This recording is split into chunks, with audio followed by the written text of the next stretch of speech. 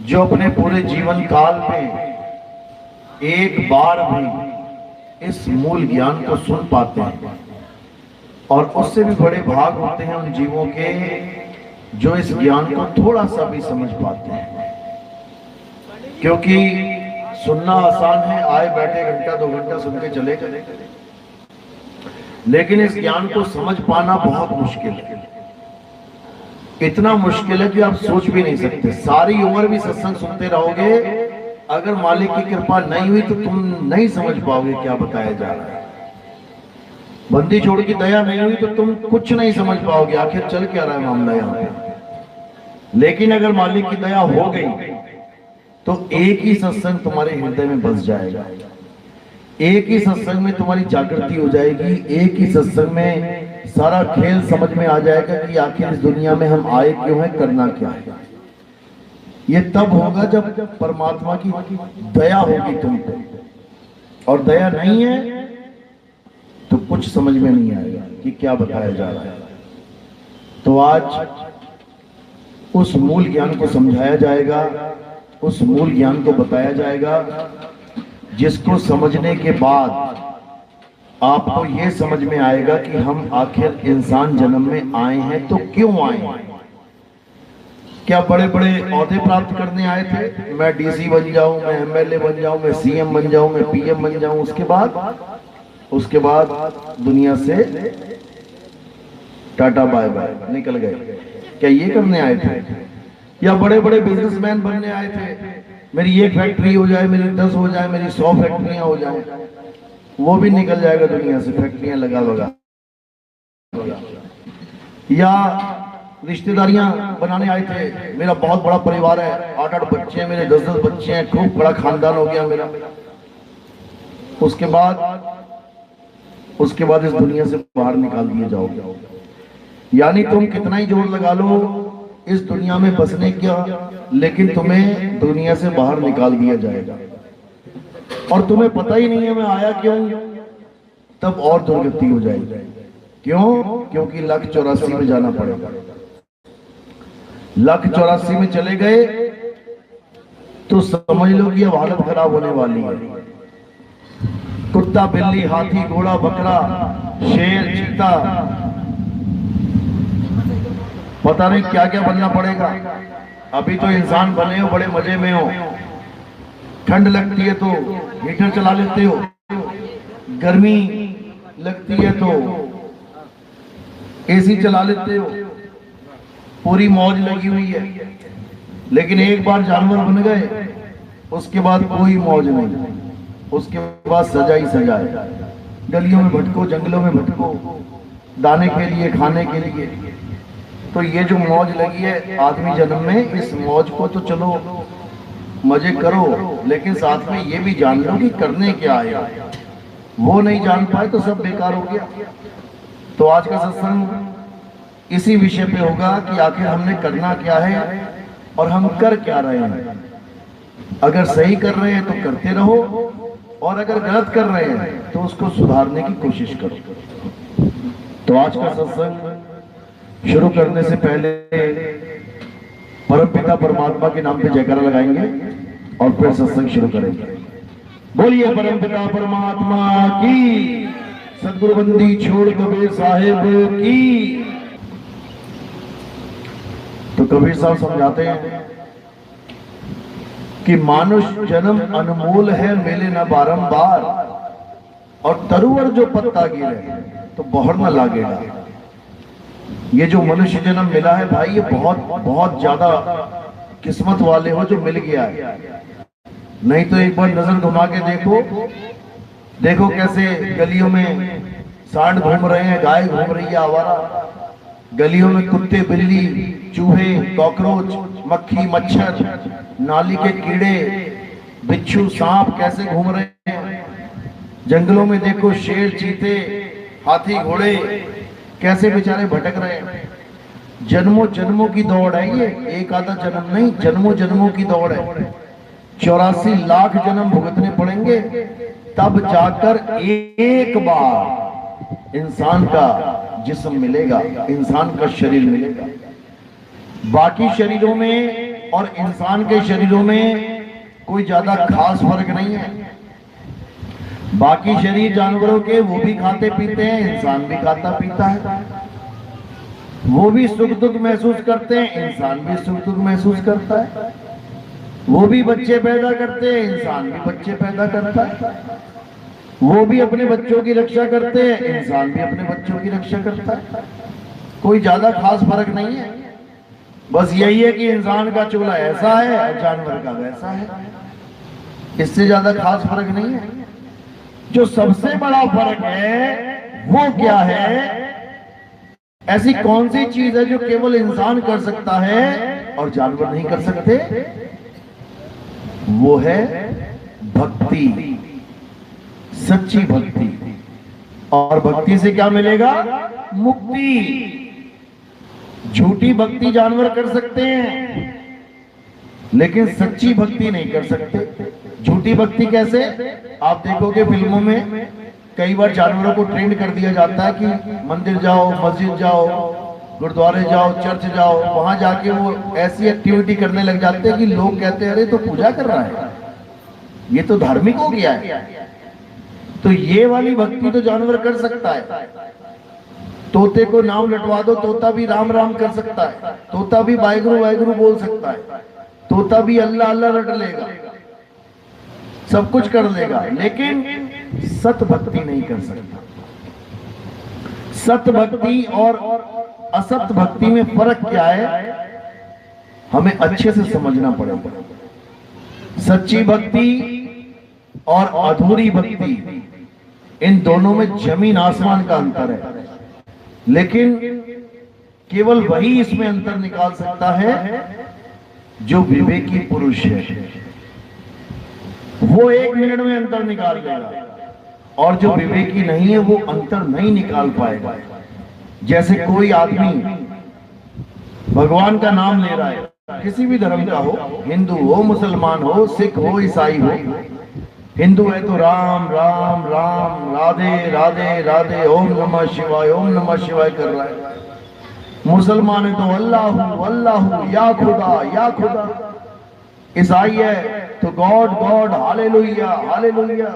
सिख है तो वाहिगुरु वाहिगुरु वाहिगुरु। अब जब इस कंडीशन में हम किसी को देखेंगे तो हमें ऐसा ही लगेगा कि इतना धार्मिक बंदा है, भगवान का नाम ले रहा है, इसकी मुक्ति तो पक्का है, ये तो पक्का मुक्त हो जाएगा।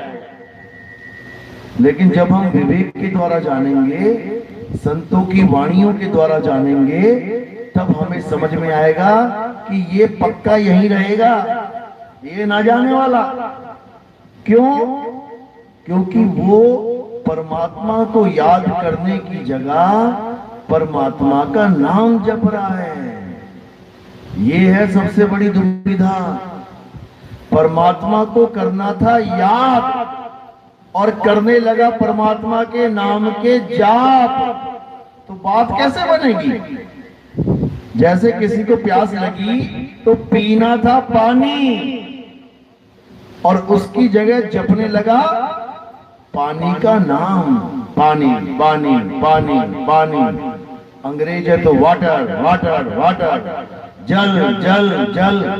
कितने साल जपेगा, गला गीला हो जाएगा? कितने साल में? कितने युग जपेगा? तो युग के युग खत्म हो जाए, वो ना गला गीला होता उसका। क्यों? क्योंकि वो अक्षरों का जाप करने बैठ गया, जबकि उसे करना था परमात्मा को याद। एक को सिमर को याद करो और वो तुम्हारे पास है। बंदे खोज को याद करो और वो तुम्हारे पास है। बंदे खोज दिल हर रोज, यानी तुम्हारे दिल में बैठा है वो, ये वाला दिल नहीं है वो, इसमें खून है। जो असली दिल है, जिसको हृदय कहा जाता है, हृदय, वो कुछ और है। उसका नाम है अविनाशी आत्मा। परमात्मा कहाँ बैठा है, कहाँ रहता है? हमारी आत्मा में रहता है। और हम अपनी आत्मा को जानते नहीं। आत्मा को जानते नहीं तो खोज पाते नहीं, क्योंकि आत्मा में ही खोजना है। आत्मा को नहीं खोज पाए तो कहां खोजने लग जाते हैं, या तो काया में या माया में। काया क्या, ये काया, माया क्या, सामने माया। या मंदिर मस्जिद गुरुद्वारे में चले जाएंगे, या फिर इस काया में ढूंढने लग जाएंगे, आंखें बंद करके, कान बंद करके। दोनों से बात नहीं बनेगी। क्या कहते हैं, का भयो दो लोचन मूंद के, बैठ रहे हो बक ध्यान लगायो, नाथ प्रियो सात समुद्र, लोक गयो पर लोक गवायो। कहते सातों समुद्र में नहाने चला गया, मंदिर मस्जिद में चला गया, लेकिन उसका लोक और परलोक दोनों चला गया। आंखें बंद करके भक्ति करने लग गए। लोग सोच रहे बहुत बड़ा भगत है, लेकिन नहीं, परमात्मा का भेद नहीं पड़ा। क्रूर क्रिया और जो सभी जग, श्री भगवान का भेद न पाया। जो श्री भगवान का भेद पा लेते हैं उन्हें ही भगवान मिलता है। जो नहीं पाते हैं वो अपना मनमुखी साधना करते हैं। कोई कह रहा है इस दिशा में देख लूं यहाँ मिल जाएगा, कोई कहता है इस दिशा में खोज लूं यहाँ मिल जाएगा, कोई कहता है इधर खोज लूं, कोई कहता है इधर खोज लूं। कोई पत्थर में ढूंढ रहा है, कोई पानी में ढूंढ रहा है, कोई आग में ढूंढ रहा है, कोई आसमान में ढूंढ रहा है। कहीं ना कहीं बेचारे ढूंढते जा रहे हैं। ढूंढना कहाँ है, आत्मा में ढूंढना है। गुरु ग्रंथ साहब में वाणी दर्ज है, आत्म में राम, राम मही आत्म, चीनस गुरुमुख विचारे। अगर परमात्मा को ढूंढना है तो वो एक ही जगह मिलेगा। अगर घी को ढूंढना है, घी को ढूंढना है एक ही जगह मिलेगा। कहां मिलेगा, दूध में, और कहीं नहीं मिलेगा। ना पेड़ पे मिलेगा, ना जमीन में मिलेगा, ना आसमान में मिलेगा। घी कहां मिलेगा, दूध में। तिल का तेल कहां मिलेगा, तिल में। तिल में मिलेगा तिल का तेल, लेकिन तिल का पता ही नहीं है कहां है, भटकते रहो। इसलिए कबीर साहब कह रहे हैं, जल में मीन प्यासी,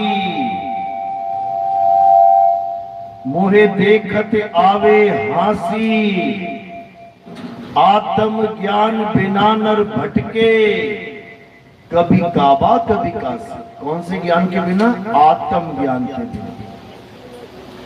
आत्मा ही है जो हर धर्म में प्रधान है।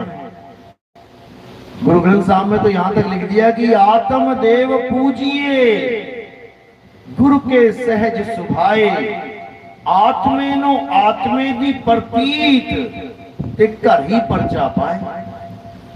यानी अगर कुछ पूजना है इस दुनिया में, कुछ पूजनीय है, तो वो केवल आत्म देव पूजनीय है। क्यों, कारण क्या है, क्योंकि आत्मा अजन्मा है, आत्मा नित्य है, आत्मा शाश्वत है, आत्मा पुरातन है।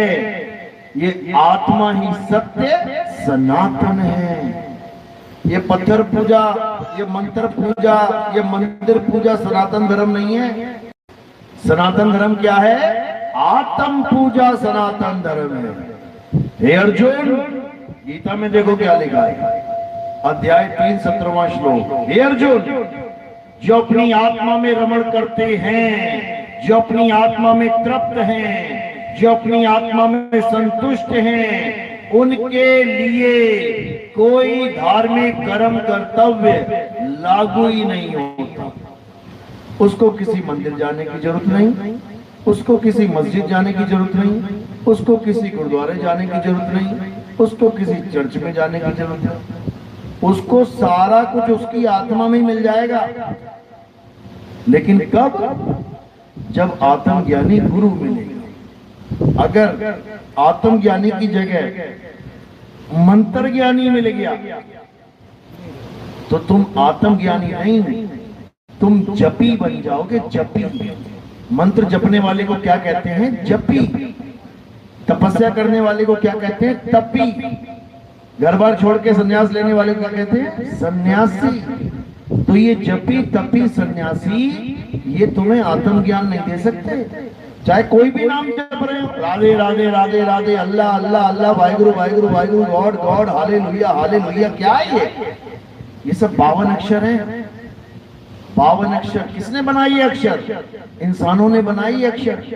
जब आदि मानव था, जानवरों की तरह नंगा घूमता था, खाने को कुछ था नहीं, पहनने को कुछ था नहीं, कोई खेती बाड़ी नहीं, कोई नौकरी नहीं, कोई घर नहीं, कोई बाहर नहीं, जानवरों की तरह जीवन बिता रहा था।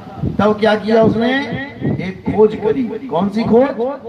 पहली खोज उसकी कौन सी थी? आग की खोज।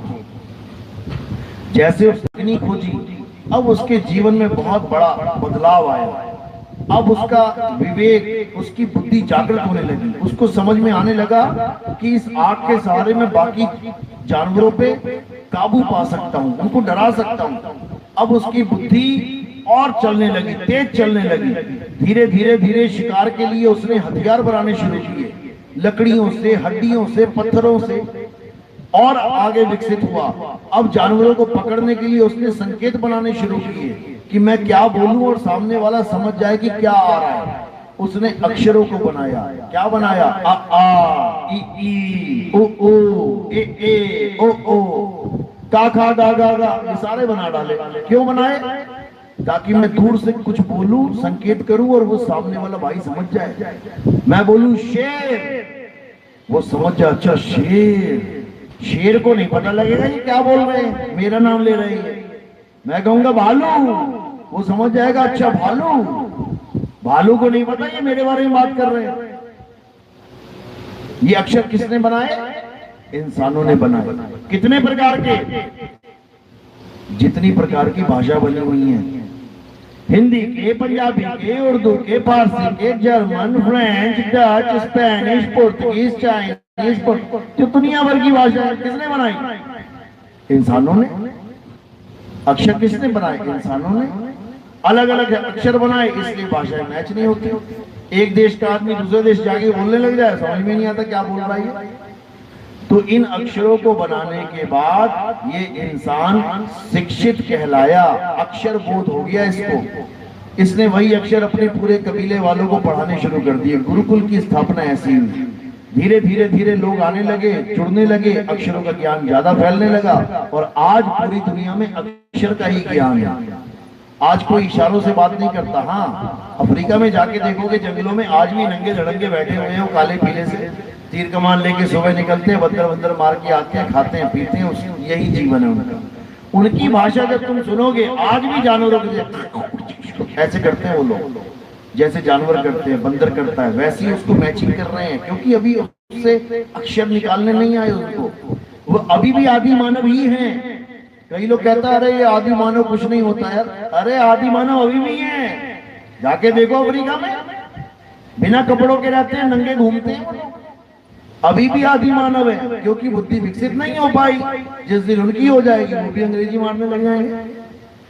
तो हम जितने भी अक्षर हमने बनाए, उसी के द्वारा हमने सारी दुनिया की हर वस्तु का नाम रख दिया। हर वस्तु का, कागज, कलम, कपड़ा, पत्ता, फल, फूल, डाली, टहनी, पत्थर, मिट्टी, हवा, पानी, आग, ये कोई लिखा थोड़ी नहीं है उसके ऊपर। पानी के ऊपर क्या लिखा था? पानी, इसलिए उसका नाम पानी पड़ा है।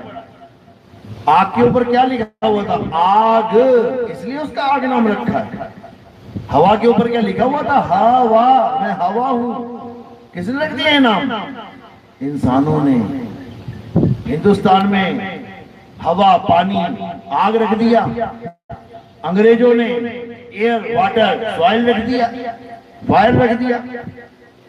सब अक्षरों के जाल में फंस गए। सब अक्षरों में सारा खेल समाहित हो गया। गुरु ग्रंथ साहब में वाणी आती है, 52 अक्षर लोक त्रय, सब कुछ इन्हीं माही, ये आखर खिर जाएंगे, वो आखर इनमें नहीं। क्या मतलब है इसका? इसका मतलब ये है कि इंसानों ने जो 52 अक्षर बनाए, यानी बोलने, लिखने, पढ़ने वाले अक्षर बनाए, उससे दुनिया के नाम तो रखे रखे, दुनिया की चीजों के नाम तो रखे रखे, उठा के भगवान के भी नाम रख दिए। भगवान के भी नाम रखना शुरू कर दिया इस इंसान ने। जबकि नाम कौन रखता है? नाम बच्चा रखता है बाप का, या बाप रखता है बच्चे का? बच्चा पैदा होता है घर में, नाम कौन रखता है बच्चे का? बाप रखता है। यहाँ बच्चा बाप के नाम रख के बैठा हुआ है। और एक नाम नहीं, अनंतों नाम लिख दिए। इस बच्चे ने बाप के नाम रख दिए, उसके बाद नाम के पीछे बाप के नाम पे लड़ाई कर रहा है।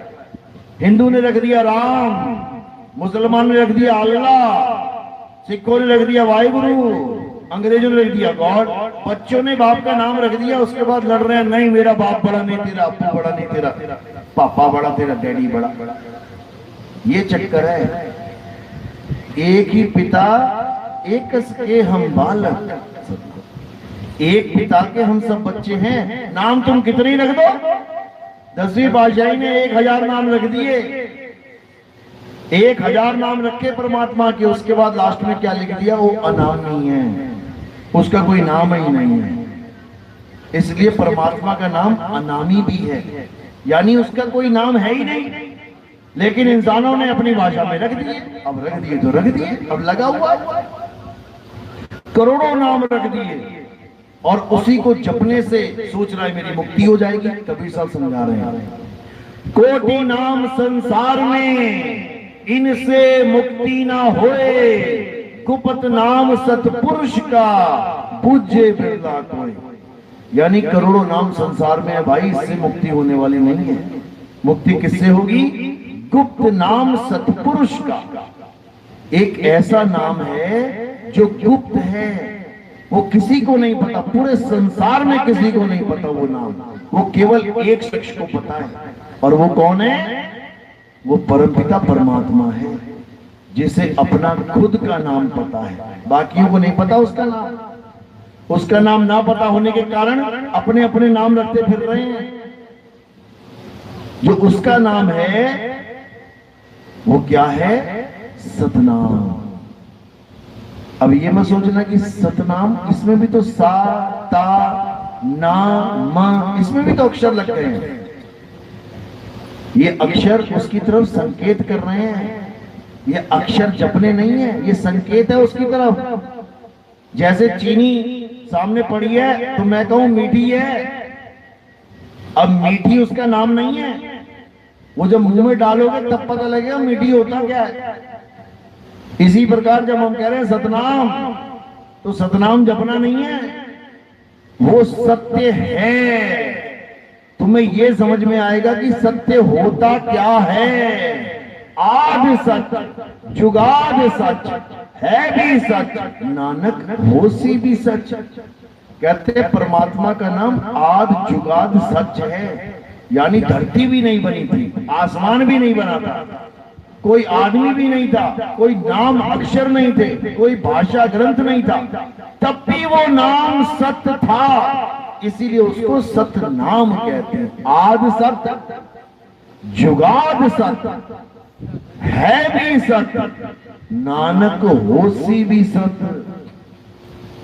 तो उसी को सतनाम कहते हैं। सतनाम का भेद गुरु समझाता है। सतगुरु सोई सतनाम बतावे, बाकी गुरु कोई काम ना आवे। बाकी गुरु क्या देंगे तुम्हें, हिंदू है तो आजा बेटा राम राम कर ले, चल राम राम जपा कर दिन में जाके 4 घंटा राम राम राम राम राम लगा हुआ है। चल मुसलमान गुरु मिल गया, मुसलमान चेला, आजा बेटा अल्लाहू अल्लाहू किया कर, अल्लाहू अल्लाहू कर, नमाजें पढ़ रहा है, कलमे पढ़ रहा है। सिख बाबा मिल गया, वो चेले को बुलाएगा बेटा तू वाहिगुरु वाहिगुरु जप, वो बेचारा वाहिगुरु वाहिगुरु करने में लग गया।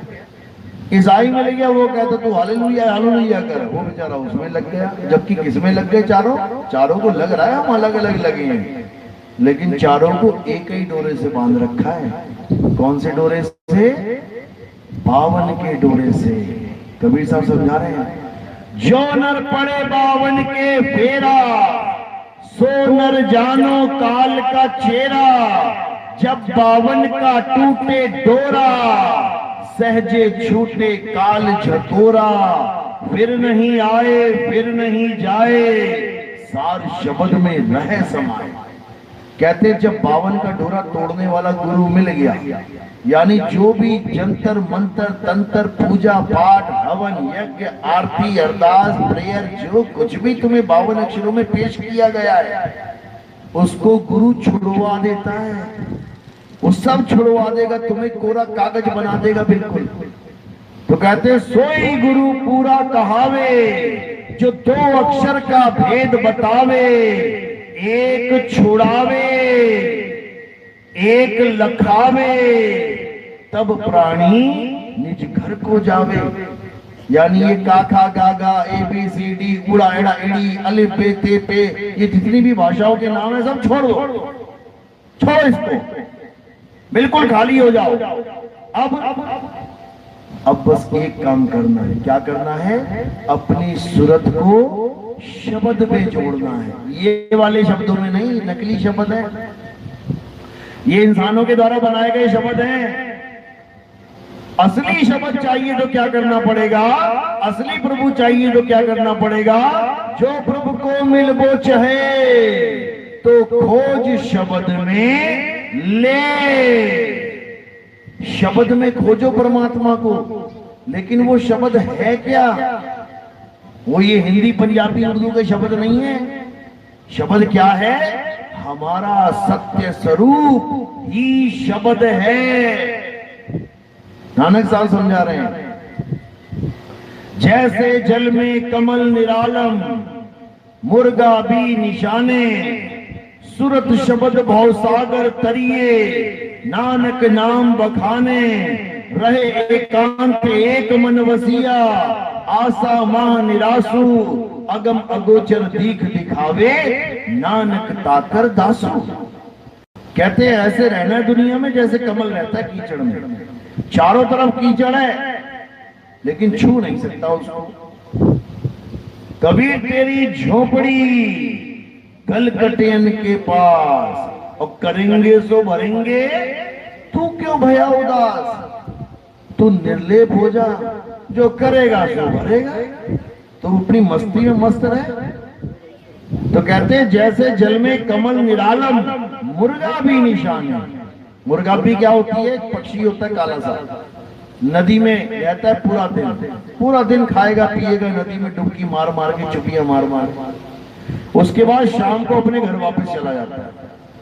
बिल्कुल सूखे पंखों से उड़ेगा, पूरा दिन पानी में रहेगा, लेकिन पंख गीले नहीं होंगे उसके। इसी प्रकार हमें भी इस पानी में रहते हैं हम 24 घंटे। कौन से पानी में? कहाँ रहते हैं हम? भवसागर में रहते हैं हम लोग। ये भवसागर है जो तुम्हें दिख रहा है आंखों से, यही है भवसागर। इसी में उल्टे लटे लटक के आते हैं सारे, गोते खाते हैं भवसागर में, पैर ऊपर सिर नीचे, सब गोते खाते हैं।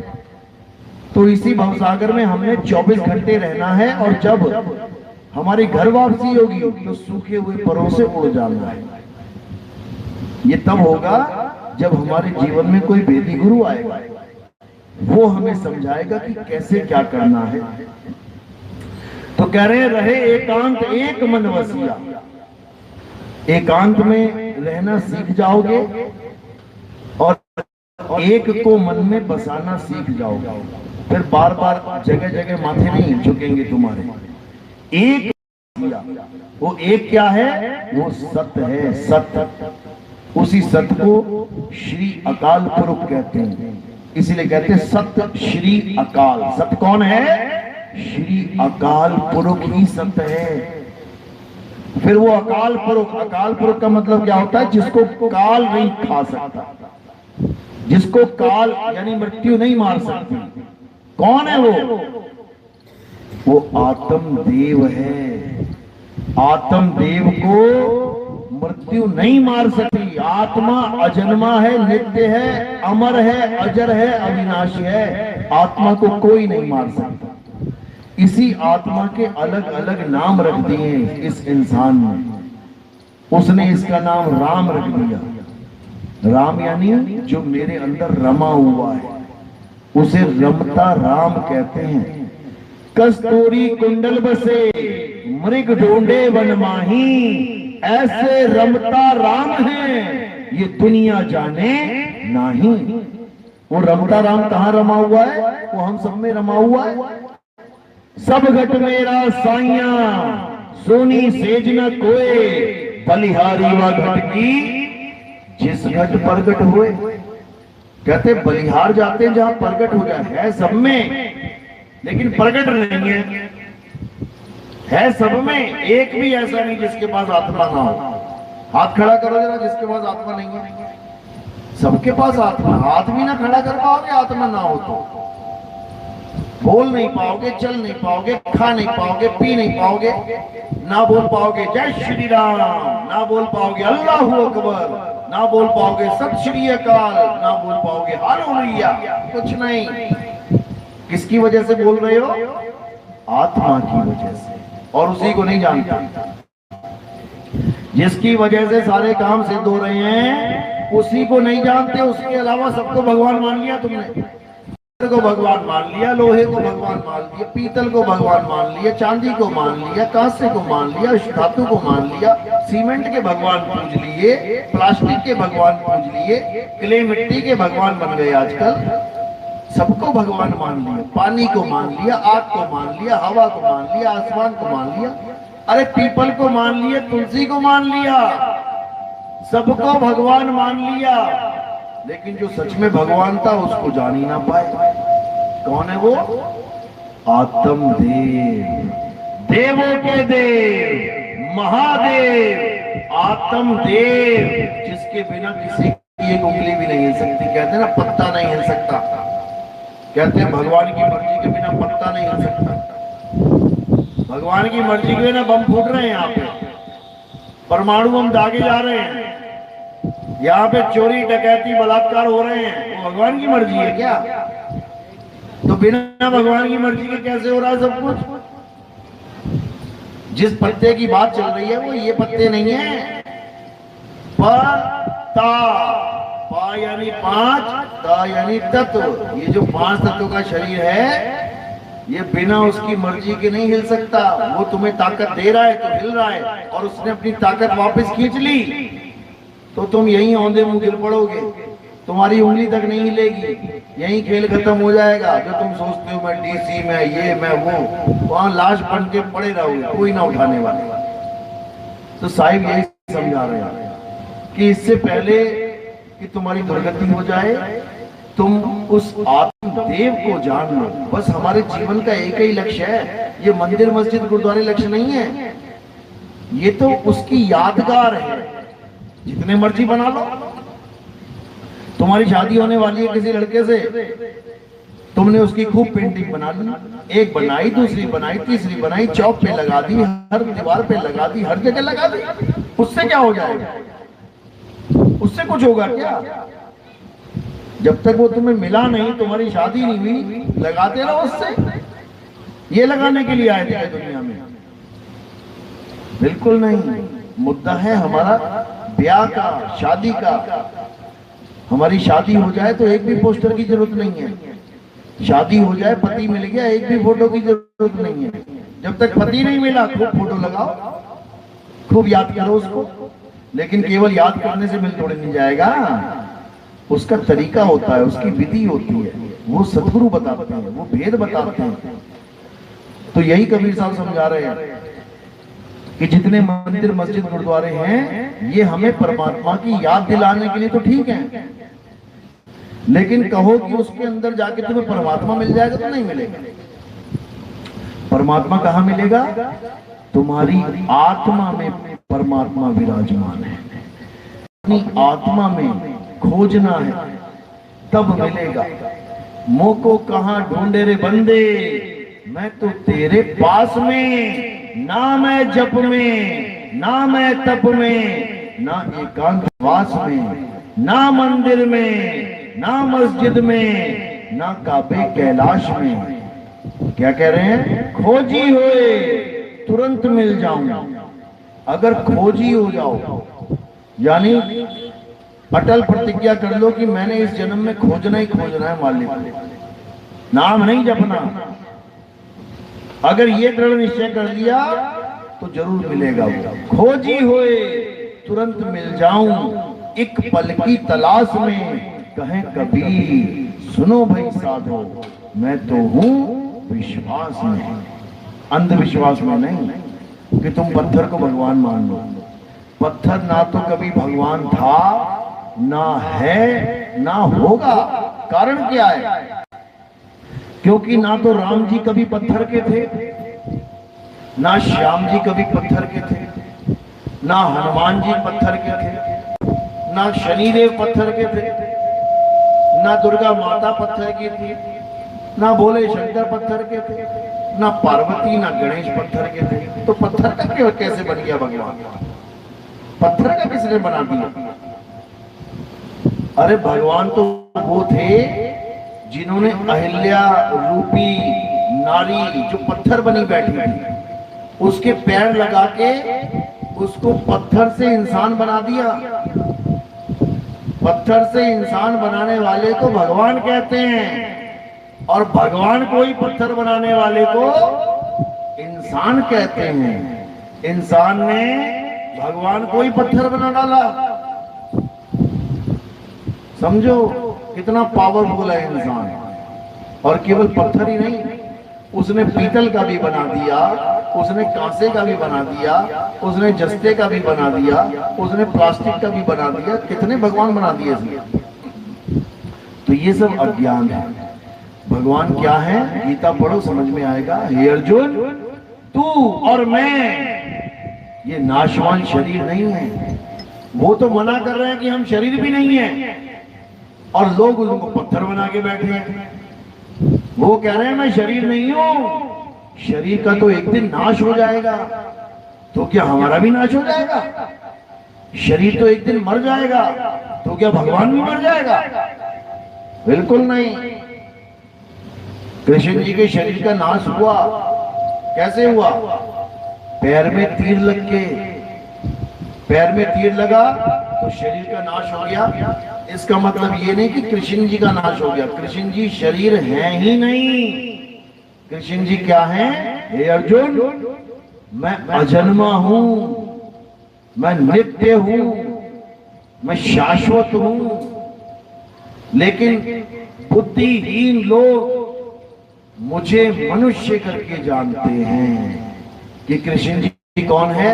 ये सामने दो टांग दो हाथ वाले, ये आदमी रूप में ये कृष्ण जी हैं, बांसुरी लेके बजा रहे हैं। बिल्कुल नहीं, ये कृष्ण जी नहीं है, ये कृष्ण जी का शरीर है।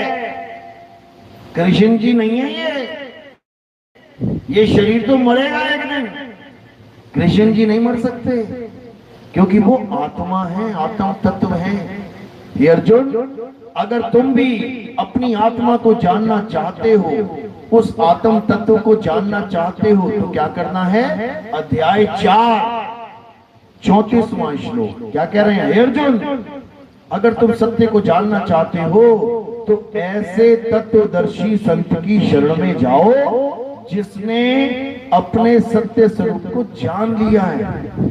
वही तुम्हें तुम्हारा स्वरूप लखा सकता है, वही तुम्हें तुम्हारा स्वरूप बता सकता है। और जो अपने स्वरूप को नहीं जान पाया, वो पक्का तुम्हें नाम जाप में फंसाएगा, पक्का फंसाएगा। क्यों? क्योंकि गुरु या तत्व ज्ञान देगा या उसका नाम देगा, और तीसरी ऑप्शन नहीं है कोई। या तो तत्व ज्ञान देगा, या तो पानी पिलाने वाला गुरु होगा, प्यास लगी है बेटा ले पानी पी, या फिर पानी पानी जपवाने वाला गुरु होगा, और सारी उम्र तुम्हें पानी पानी जपवाता रहेगा। पानी पानी करते करते प्यासा ही मर जाएगा। आज से 500-600 साल पहले बाबा नानक ने ये वाणी बोली थी। कौन सी? राम राम करता सब जग फिरे, राम न पाया जाए। क्यों बोला ये? राम राम करता जग फिरे, राम न पाया जाए, कि जितने भी ये राम राम करने वाले सारे ब्राह्मण, सारे पंडित जी जितने बैठे हुए थे, सब राम राम राम राम कर रहे थे। लोगों को भी राम राम में लगा दिया, सारे लग गए राम राम राम राम। नानक साहब को बोलना पड़ा ये, राम राम करता जग फिरे, राम ना पाया जाए। ऐसे राम नहीं मिलता कि तुमने राम को माला पे गिन लिया और हो गया काम, बिल्कुल नहीं। लेकिन आज क्या हो गया? उसी बाबा नानक के जो पंथ के लोग हैं, वो राम राम छोड़ के वाहेगुरु वाहेगुरु वाहेगुरु कर रहे हैं। अरे बात तो एक ही है, वाहेगुरु वाहेगुरु करता जग फिरे, वाहेगुरु पाया ना जाए। राधे राधे करते जग फिरे राधे पाया ना जाए, अल्लाह अल्लाह करता जग फिरे अल्लाह पाया ना जाए। बात तो वही है, क्योंकि ये सब करने में लगे हुए हैं, रटने में लगे हुए हैं। रटना नहीं है, क्या करना है? सुरत शब्द भव सागर तरिए, नानक नाम बखाने। सुरत और शब्द, इन दोनों का भेद प्राप्त करना है। क्या होती है सुरत और क्या होता है शब्द? इन दोनों का भेद पता लग गया, अब 101% मुक्ति हो जाएगी तुम्हारी। क्यों? क्योंकि इस काया में सुरत ही है जो इस काया को जीवित रखती है। जो तुम्हें लग रहा है मैं जिंदा हूं, मैं जिंदा हूं, कैसे जिंदा हूं? क्योंकि सुरता है तुम्हारे शरीर में। जैसे सुरता शरीर को छोड़ देगी, ये सुरत शरीर को छोड़ देगी, ये निढाल होके गिर जाएगा। सारा खेल सुरत का है। सुरत वापस अपने शब्द में नहीं जा पा रही है, तो एक शरीर को छोड़ के दूसरे में आती है, दूसरे को छोड़ के तीसरे में आती है, तीसरे को छोड़ के चौथे में आती है। करते करते करते 84 लाख भोग लेती है। तो ये 84 लाख खत्म कब होगी? जब इसी सुरत को शब्द भेदी गुरु शब्द का भेद बता देगा, तब ये सुरत कहां चली जाएगी? सुरत समाये शब्द में, वाको काल न खाए, चाप मरे अजपा मरे, अनहद भी मर जाए। यानी जितने भी नकली गुरु हैं, ये तुम्हें 3 प्रकार की साधनाएं देंगे। कौन कौन सी? एक तो जपने वाली, जपो बेटा जो मर्जी जपो, एक तो ये साधना। दूसरी श्वासों की अजपा जाप वाली, श्वासों पे जपो, मुंह पे मत जपो, मन में मत जपो, श्वासों पे जपो, इसको अजपा जाप कहते हैं। तीसरी साधना कानों में उंगलियां डाल के उन 5 अनहद नादों को सुनो। कहते हैं मुंह से भी नहीं जपना है, श्वासों में भी नहीं जपना है। इन 5 को अपनी सूरत के द्वारा, इन 5 शब्दों को सूरत के द्वारा सुनना है, तब मुक्ति होगी। नहीं होगी, नहीं होगी। कबीर साहब समझा रहे हैं, अनहद बाजा जम का थाना, 5 तत्व करे घमसाना, अनहद बाजा विधि विधि बाजे, सार शब्द न्यारी धुन गाजे। दोनों प्रकार के शब्दों का भेद बता दिया। अनहद बाजा जम का थाना, जम यानी जमराजा, थाना यानी अड्डा। तो कह रहे हैं अनहद बाजा जम का थाना, जम का अड्डा ही है, इसी में बैठाएगा तुम्हें ले जाके, इसी में उलझाएगा ये। अनहद बाजा जम का थाना, 5 तत्व करे घमसाना। यही 5 तत्व अपनी अपनी 5 धुनों को सुना सुना के इस जीव को पागल बनाने में लगे हुए हैं। और जीव सोच रहा है मुझे 5 नाम मिल गए, 5 अनहद नाद मिल गए, 5 धुनें मिल गई, 5 प्रकाश मिल गए, अब मेरी मुक्ति हो जाएगी। कभी नहीं होगी, कभी नहीं होगी। तो कह रहे हैं अनहद बाजा विधि विधि बाजे। ये अनहद बाजा विधि विधि यानी अलग अलग तरीके से बजेगा।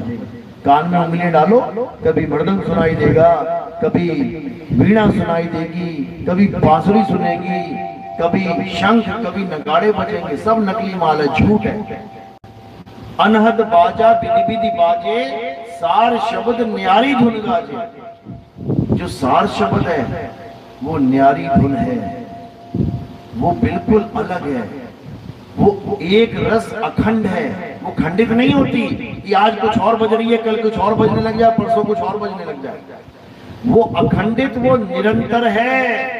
निरंतर यानी जिसमें कोई अंतर ना हो। शब्द निरंतर से मन लागा, मलिन वासना त्यागी, उठत बैठत कबहू न छूटे, ऐसी ताड़ी लागी। उस शब्द निरंतर से जुड़ना है जो सदा सदा के लिए अजर अमर अविनाशी अखंड है। जैसे ही तुम उससे जुड़ते हो तो वो क्या करता है? अरे कीट न जाने भृंग को, गुरु कर ले आप समान।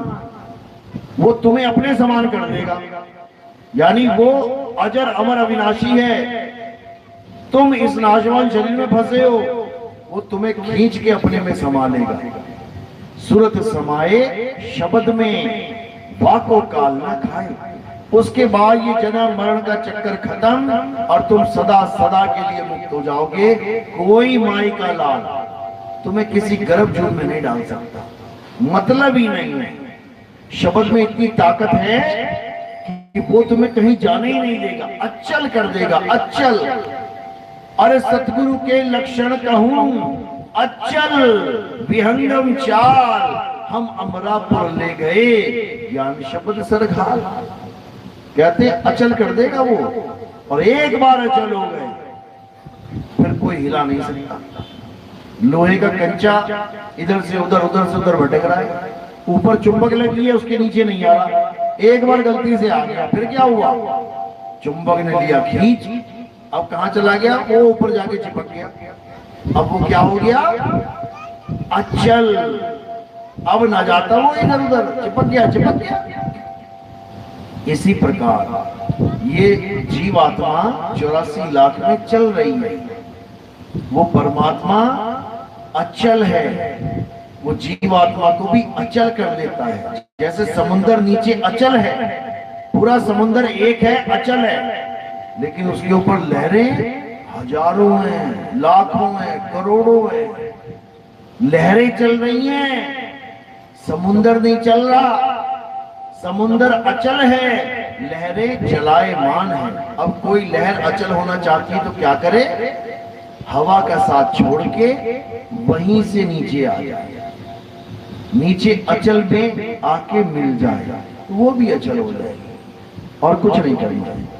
तो क्या करना है, ये पूजा पाठ हवन यज्ञ ठीक है, अच्छी बात है, आज तक किया अच्छी बात है, बुराई इसमें भी नहीं है।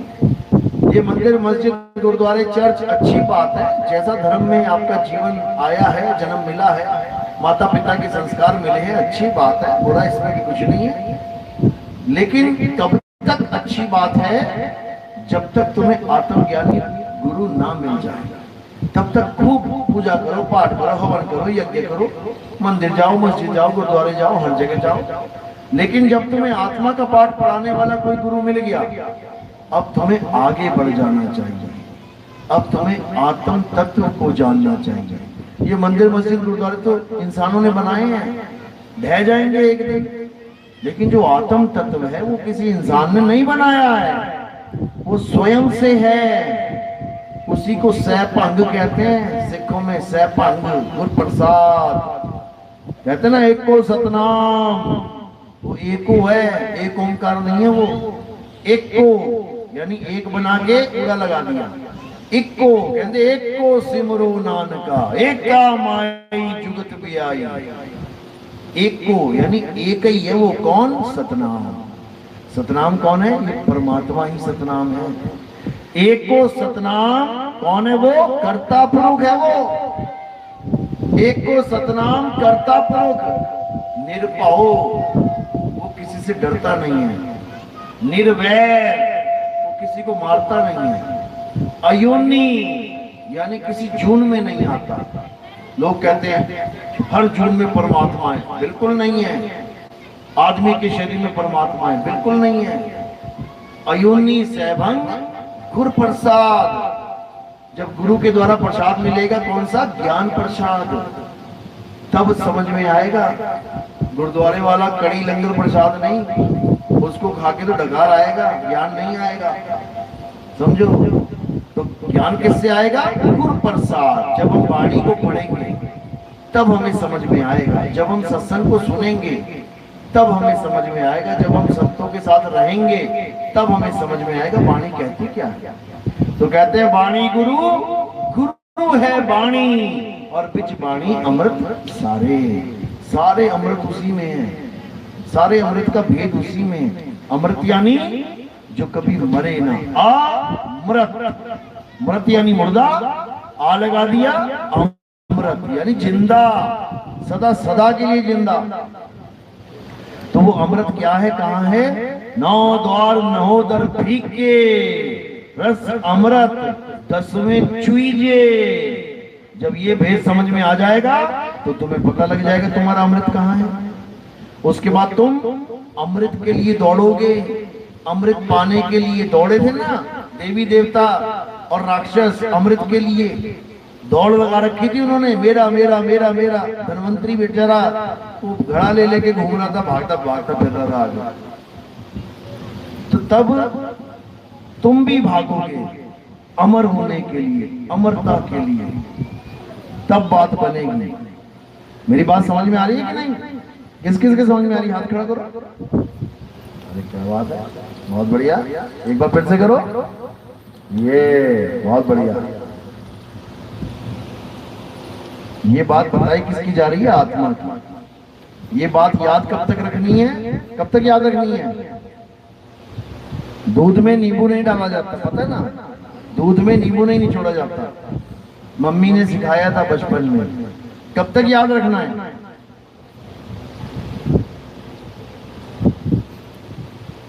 जब तक मम्मी जिंदा है तब तक, या 1 साल 2 साल 5 साल के लिए? सारी उम्र के लिए। ये ज्ञान सारी उम्र के लिए याद रखना है कि दूध में नींबू डलेगा तो दूध फटेगा। इसी प्रकार आत्मा के अलावा किसी और की पूजा करोगी तो 84 में जा पड़ोगी। हमेशा याद रखना, एक ही चीज है पूजने के लिए, आत्मा, इसके अलावा और कुछ नहीं। इतना बड़ा युद्ध रोक के कृष्ण जी ने कौन सा ज्ञान दिया? आत्मा का ज्ञान दिया। हे अर्जुन, आत्मा अजन्मा है, नित्य है, शाश्वत है। आत्मा को शस्त्र काट नहीं सकता, आत्मा को अग्नि जला नहीं सकती, आत्मा को वायु सुखा नहीं सकती, आत्मा को जल भिगो। क्यों बता रहे हैं आत्मा आत्मा आत्मा? क्या करें इस आत्मा का? यही है असली ज्ञान जो हमें नहीं समझाया गया। हमें पत्रों तक सीमित कर दिया गया, हमें मंदिरों तक सीमित कर दिया गया, हमें पूजा पाठ तक सीमित कर दिया। हमें आत्मा के बारे में नहीं समझाया गया। लेकिन अब ये जो समय आया है, ये कलयुग में सतयुग का समय है। कलयुग में सतयुग आएगा, जरूर आएगा। और कैसे आता है? जब कलयुग में सत्य की बात चलती है।